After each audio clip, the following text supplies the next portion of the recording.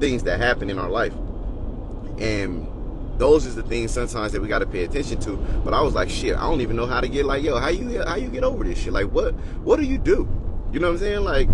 Like with those little instances, I can go into business and be like, oh yeah, you just get over it. Like, nah, you got to work through it. But like, I'm looking at my shit like, yo, what do I do about my nervousness? Like, and fear of disappointment with my father. Like, yo, what do I do?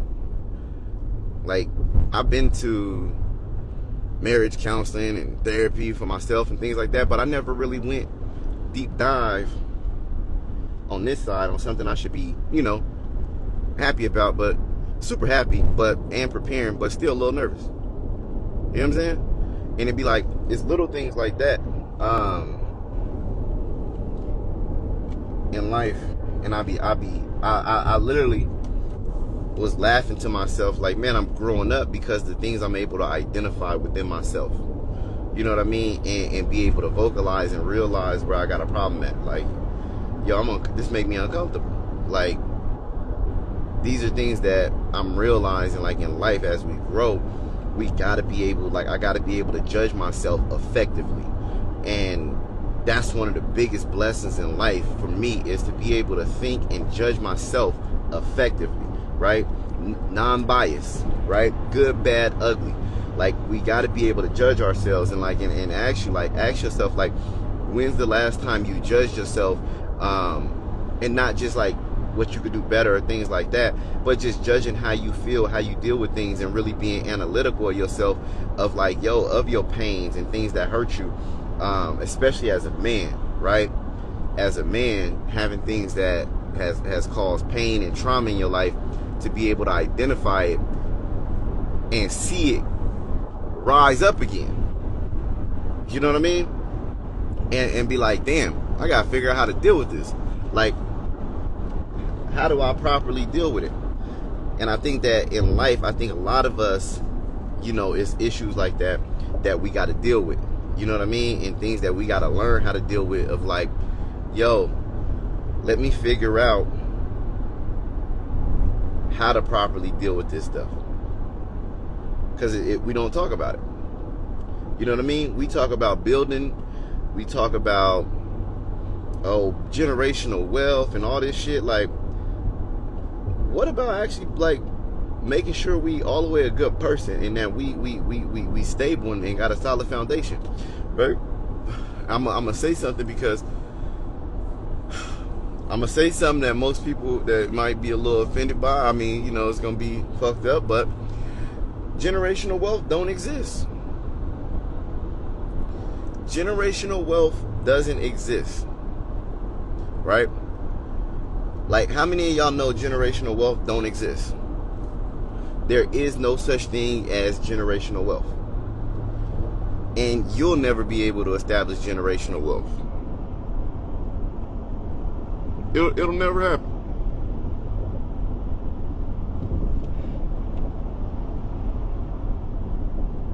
It'll never happen. Say, why? 85% of millionaires is first generation millionaires and self-made. 85% of millionaires is is first generation. Money has been around for a long time. It definitely hasn't been around in the black community, but money has been around for a long time. And so what you realize is that a lot of us think that generational wealth is money, right? Is finances, is, oh, I'm gonna have so much money, my family will be straight. Like, it's rare, and motherfuckers will tell you, like, you gotta do like the Rockefellers or the Rothschilds, and like, you do a percentile of the odds of that ever fucking being you and that ever happening. Like, you can never reduplicate what Vanderbilt built. You can never reduplicate what's been created already, right? It's rare, right? And this is just reality, right? It's rare that there's 10,000 Elon Musk. It's rare that it's gonna be 10,000 Jeff Bezos, right? Like, it's not gonna happen, right? And so what we do come to realize is that when we say like y'all want to build generational wealth, it's damn near a pigeonhole on yourself, putting something in place that doesn't exist, that you can't accomplish, right? And it takes your eye off the prize, off what you should be trying to accomplish. And see, is when you want to say generational wealth, it's not even looking at wealth. Take the wealth word out, because only reason we look at money is because we don't got none. So we put wealth there because we don't have money. So we always like to say, I don't want my next generation to struggle. Well, motherfucker, you overcome that struggle and your next generation can then, you know, have a different battle, right? And so what happens is that you get to a point where it's not, okay, I'm financially set and we never have to work, or I'm passing down all these assets and things like that. What happens is that the real wealth comes in where you overcome traumas, right? Where you overcome the financial traumas and all of those.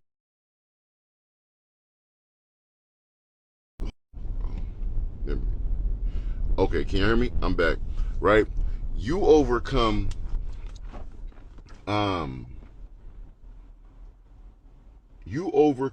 those hardships, right? You overcome those hardships and everything that holds us back.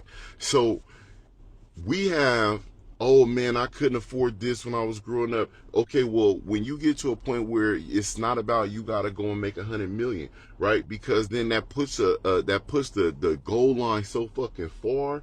Oh, I gotta go make $1 billion, right? It puts the goal line so far for the average person that they never be able to reach it, so they always feel like a failure, not realizing that the fact of the mentality is that they learn how to get into business for themselves. They learn how to generate income. They learn how to set up a foundation. They learn how to set up to where we have home ownership, where we have actual assets. Some assets, it's not, oh, it got to be million, and have great resources, right? To where the next generation, it can go and get a decent education. They can go and get, they can have great resources where, hey, my dad has great friends who are good people, and I was raised around good peers. Like when I look in my daughter's friends is Jeremy Anderson's kids. My daughter's friends is Nehemiah Davis's kids. My daughter's friends are Wall Street Trappers' kids. You know what I mean? And so now they have friends who come from good households and they have good experiences. They get to travel the world together.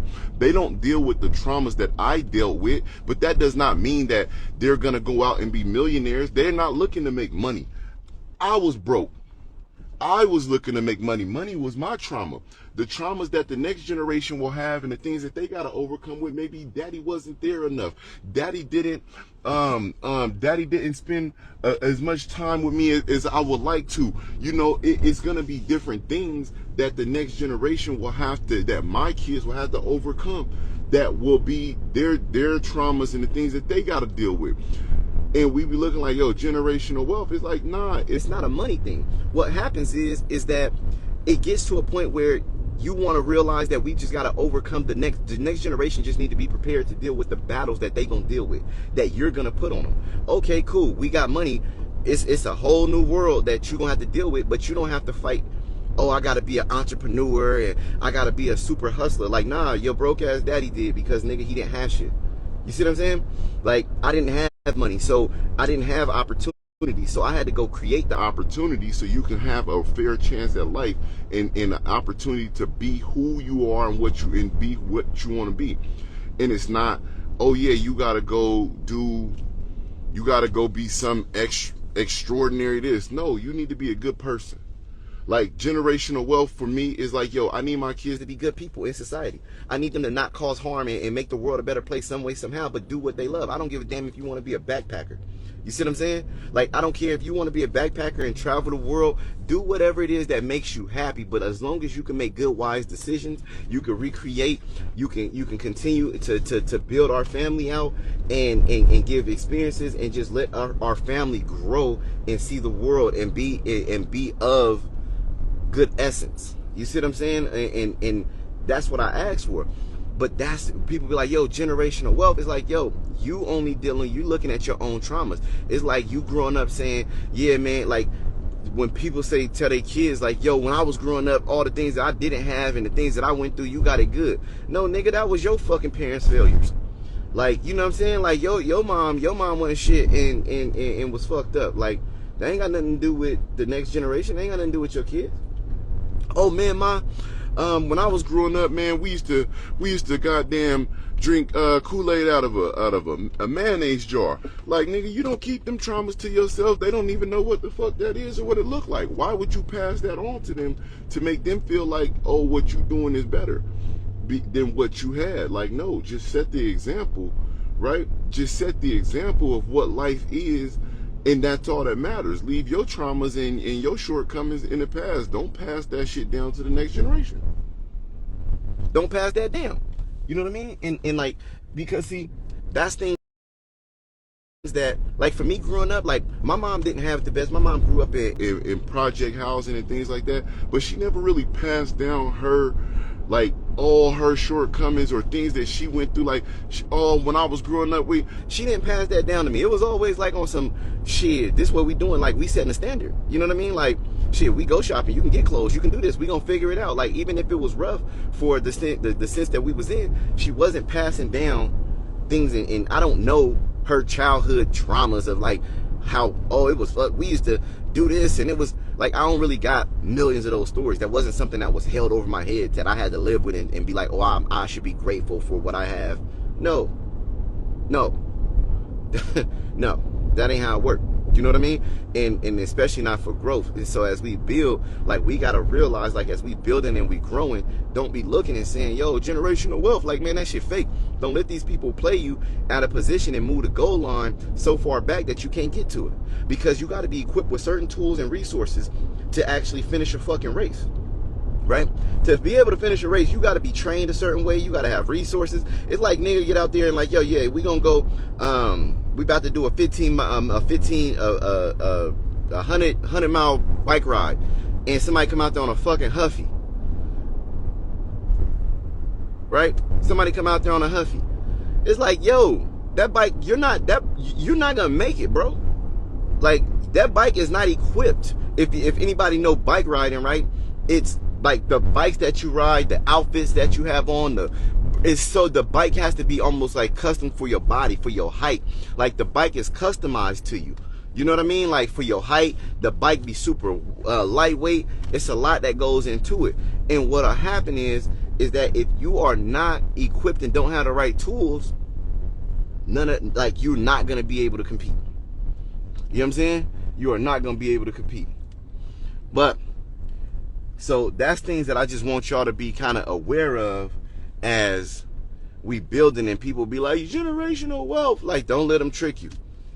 You got to be equipped with certain tools and resources. Now, so often some people do make it, right? And figure it out and do make it. But it's not everybody, and it's not every single person going to be able to do it. That's unrealistic. So we got to have realistic expectations for ourselves. You know what I'm saying? We got to have realistic expectations for ourselves so we can execute and take it to the next level. So we can take this shit to somewhere it ain't been. You know what I'm saying? But I'm pulling up at the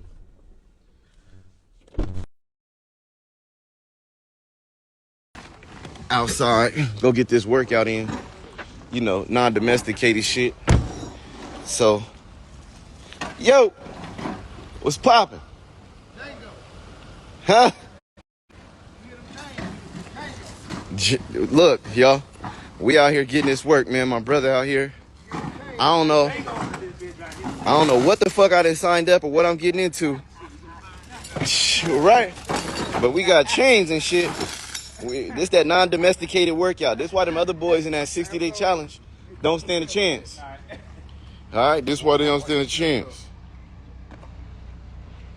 Jason already about to start running this shit. All right, let me get to it.